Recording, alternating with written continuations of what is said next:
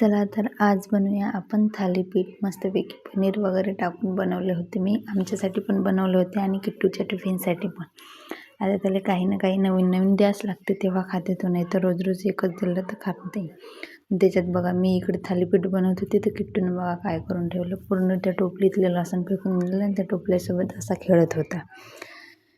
किती कठीण असते ना लेकरायला कोण स्वयंपाक करणं, हे मला समजलं. बघा मग मस्तपैकी त्याच्यासाठी गाजराचा हलवाही करून दिला होता आणि पराठा करून दिला होता. मग म्हणे मम्मी ते एक खणात काय टाकतं म्हणे. मी म्हटलं त्याच्यात काहीच नाही आहे म्हटलं बेटा. मग त्याचा डब्बा वगैरे पॅक करून दिला आणि मस्तपैकी तो गेला होता शाळेत. मग शाळेतून आल्यावर गेलो होतो आम्ही वावरात होतो. बघा म्हणजे किट्टू कापूसही वेचू लागते आम्हाला, सगळंच काम करते तो. थोडं थोडं काय होईना पण तो वेचत होता. त्याला म्हटलं नव्हतं पण तरी तो म्हणत होता मी वेचतो. मी म्हटलं वेच म्हटलं. त्याच्या मानानं तर तो मस्तपैकी वेचत होता. आम्हाला तर त्याचं नावलंच येते म्हणा.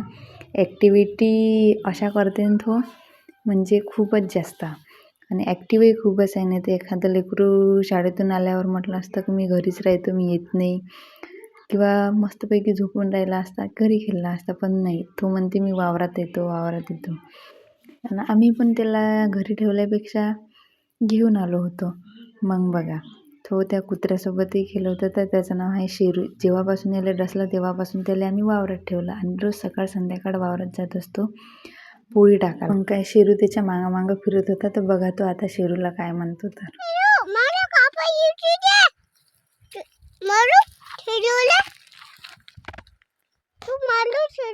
नाही बस. मग आलं बघ घरी.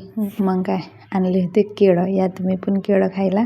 आणि असा होता आमचा आजचा दिवस. तुम्हाला कसा वाटला नक्की